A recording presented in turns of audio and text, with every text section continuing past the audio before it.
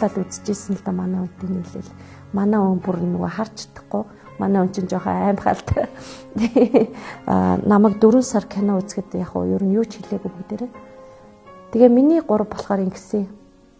Нөгөө ээж нь яг ийм газар руу ингээ машина зараа явах болчлаа гэдгсэн чинь. Манай өвн болохоор за яг уу гэд нэг юм хэлэхгүй байгаа. Ер нь нэг юм хэлдэггүй л дээ. Одоо миний ээж явах цаг нь болсон. Яв гэд. Тэгээд амьдралдаа нэг түүх бүтээж ирэх юм байна гэдгийгсэн.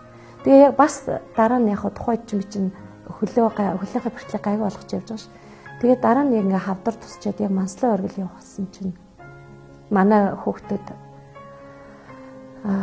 дахиад нэг түүх бүтээгээд ирэх юм байна миний ээж яв гэл тэгсэн л дээ. Тэгтээ цаана бүгдээр дургуйгаа мэдгэцсэн л дээ. Тэгээд яг хөө миний эр зоргийг л үнэлээд байгаа юм шиг санагдсан. Ер нь авиралт болгоно нөгөө нэг харанхуй шин явагддаг. Тэгээд одоо хүчил төрөгчийн дутагдлаас болж нөгөө хавдарч өөрөө үүсдэг. Тийм болохоор нөгөө нэг одоо ахаал хүчил төрөгчгүй орчинд явна. Тиймээс ер нь бол би удаа явах хэрэгтэй. Аль болохоор тэр нөгөө нэг хүчил төрөгчийн дутагдалд өөрийгөө оруулахгүй явах хэрэгтэй. Тиймээс ерөөсөө хүн маш мундаг нөгөө нэг амьсгалын тасгал хийх хэрэгтэй байна гэдгийг ойлгоцсон байхгүй. Тэрийг нөгөө 7000-д явж байхдаа л ер нь ойлгосон л да. Ер нь хүн удаа явах хэрэгтэй байна. Удаа явахаар хүний бие нөгөө нэг яг зөв амьсгалт юм байна гэдгийг ойлгож исэн. Тэгээд яг энэ нөгөө нэг эмчилгээнийхээ явцад би бол тэрийг бүрэн дүүлэн ойлгосон. Бүр өөртөө бүр би яагаад энийг өмнө хийж байгаагүй юм болоо гэдгийг би өөрөө мэдэртлээ нөгөө нэг амьсгалын тасгал гэдэг юм ойлгосон. Тэр маш их бас тэсвэр төвчээрэлтэй орилох мэдрэмж маань нэлээн одоо нөгөө нэг замд ингээд ядаргаагаа даваад ингээд яваад байгаа мөртлөө орилдно гэдэг чинь миний хувьд за нэрэ нэг нөгөө тэнгэрээс нөгөө од шүүрээ тавцсан юм шиг байсан байхгүй юу.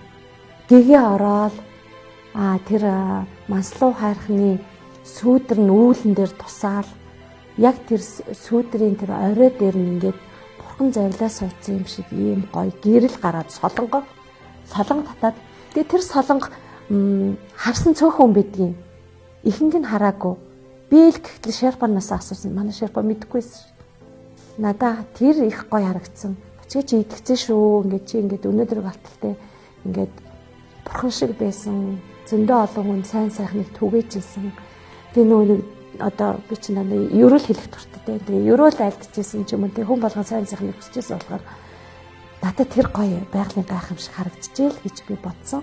Ном бичин гэдэг чинь миний хувьд бол бас их том төвшний ажил л да.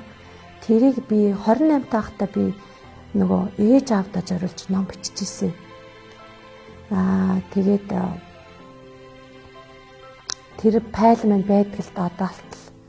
Тэгээд би тухайдаа яагаад дуусаагүй юм болоо гэж их харамсаж байсан. Тэгсэн чи одоо би болохоор өөрийнхөө тухай номоо бичигээд зөндөө олон аялал хийчихэд би нөгөө зүгээр өдрийн тэмдэглэл бичдэг. Тэгээд тэрийг нөгөө нэг надтай явсан хүмүүстэй зориулж би биччихсэн л да. Би өөрийгөө ерөөс ингэж ном бичнэ гэж бодоагүй өөртөө зориулсан. Тэгээ нөгөө нэг аялал ингэж гоё дууссан шүү гэдэг. Аливаа юмны нөгөө нэг эхлэх нь чухал биш дуусах нь гоё байдаг тий. Тийм болохоор ийм аялал ингэж явж байгаад ингээ гоё дууссан шүү. Бид нар ийм гоё зураг даруулсан гэдэг нөгөө дурсамж дүүрэн аяллаа гэдэг юм аа их гоё нөгөө найз нөхдөдөө бичиж үлдээдэг байсан.